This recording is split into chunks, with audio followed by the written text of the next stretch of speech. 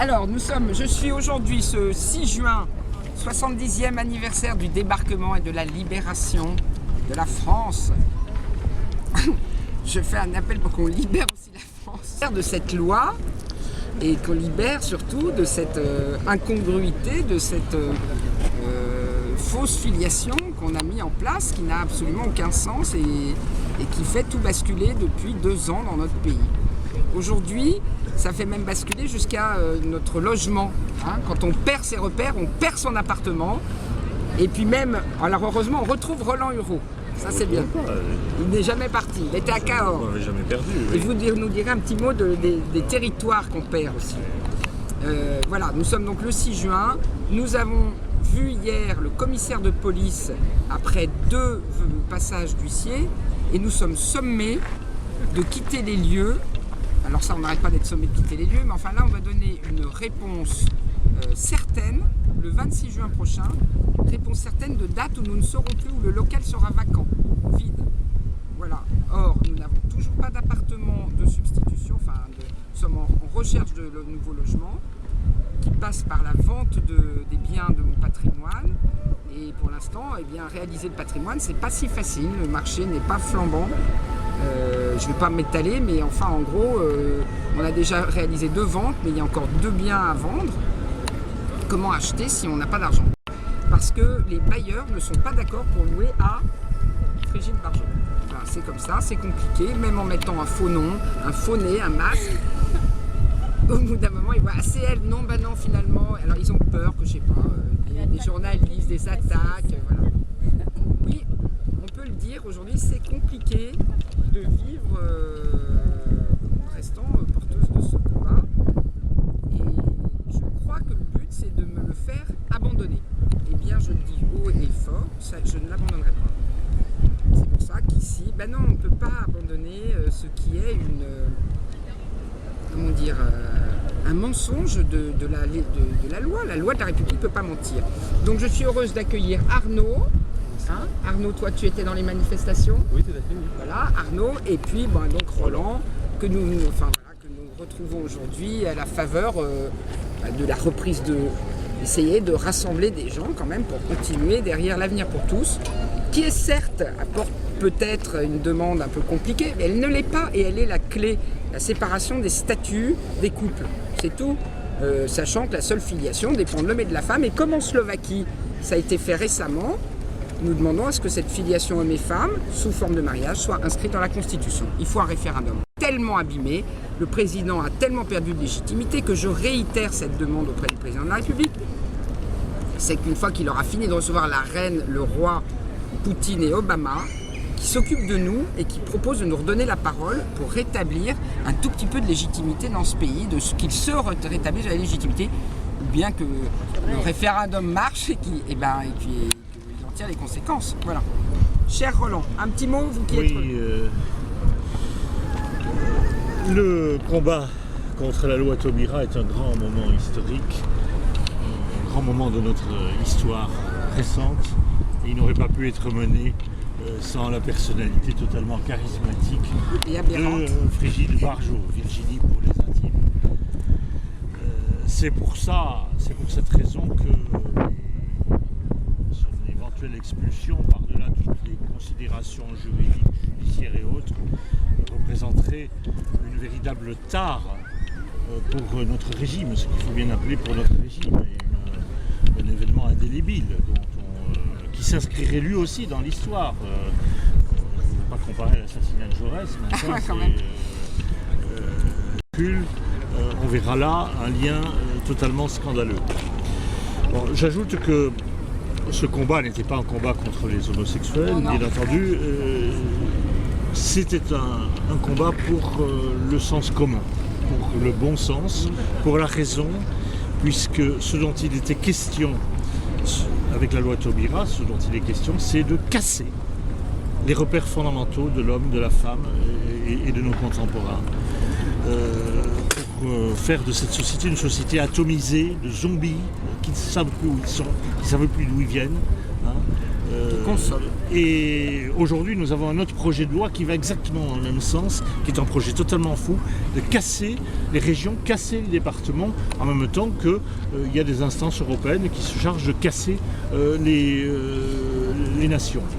Alors, le but est le même, faire perdre à nos contemporains leurs repères. Faire perdre à nos contemporains leurs repères. Et on sait par les expériences qu'on a faites sur les animaux que quand les animaux ont perdu leurs repères, eh bien, ils deviennent des zombies. Et c'est peut-être ce que veulent certaines forces économiques, des gens qui ne sachent plus se défendre, des gens qui ne soient plus des citoyens.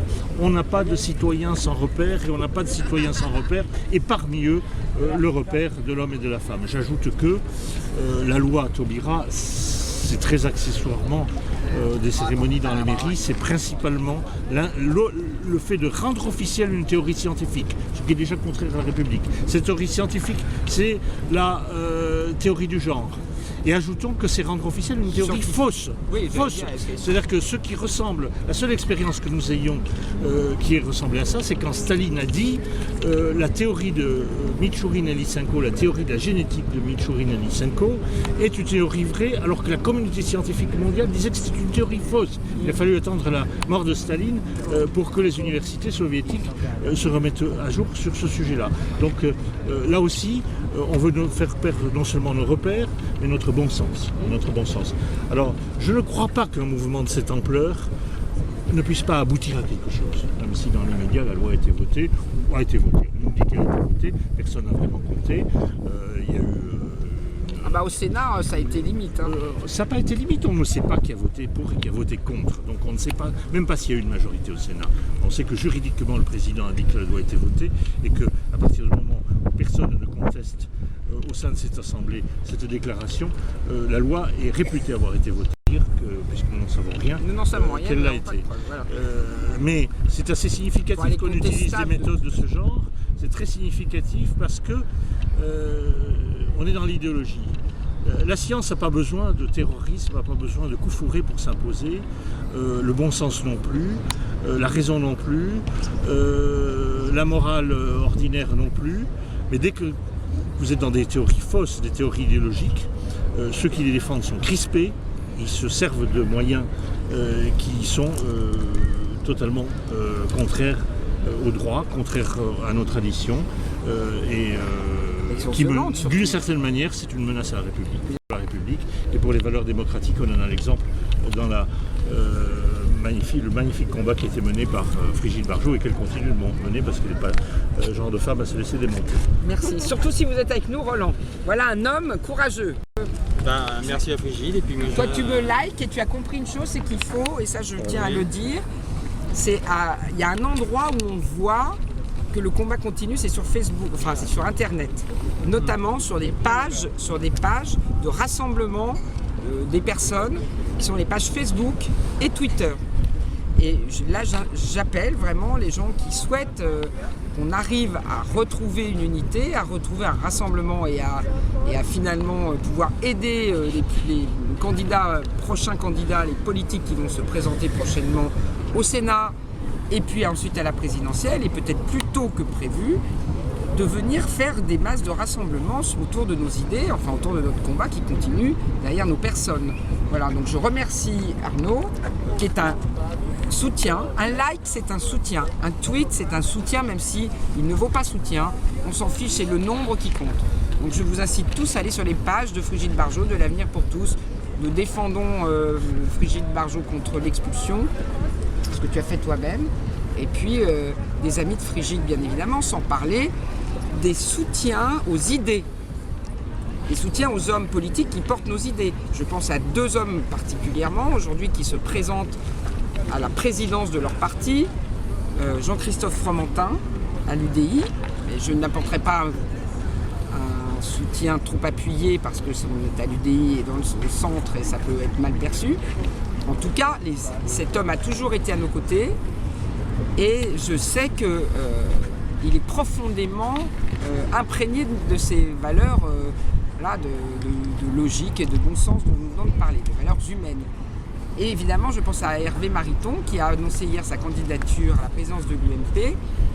c'est très important, car ce sont des jalons jusqu'à la présidentielle et jusqu'à le candidat qui pourra se prévaloir des soutiens de ces présidents-là, si jamais et si on se rassemble bien derrière eux pour que à l'UMP et à l'UDI on se rende compte que c'est le sens de l'avenir, de la prochaine majorité portera ces valeurs. C'est évident. Aujourd'hui, la France entière l'a prouvé depuis 2013 et on ne doit pas laisser récupérer le mouvement. Merci. Merci en fait, pour le combat que tu as mené depuis bien avant le 17 novembre 2012 et parce que moi, toutes ces manifestations auxquelles j'ai participé, j'ai appris énormément de choses sur la nature humaine, sur ce que nous sommes nous et ce que l'on voulait, ce qu'on souhaite transformer. Et donc, c'est pour te remercier, pour soutenir ce combat.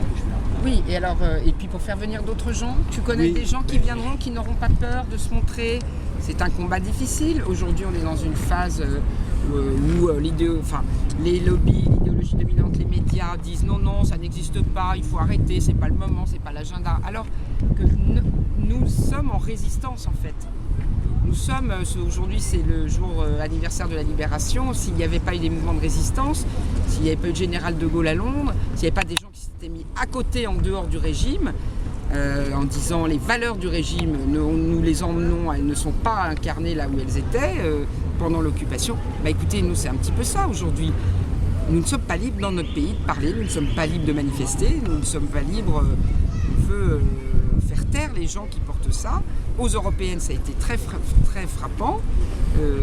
Municipal, pas de débat non plus, même si c'est quand même les maires qui étaient élus, qui marient. Il y a à chaque fois des liens en Europe, c'est le genre qui se détermine là-bas et qui avance. Voilà.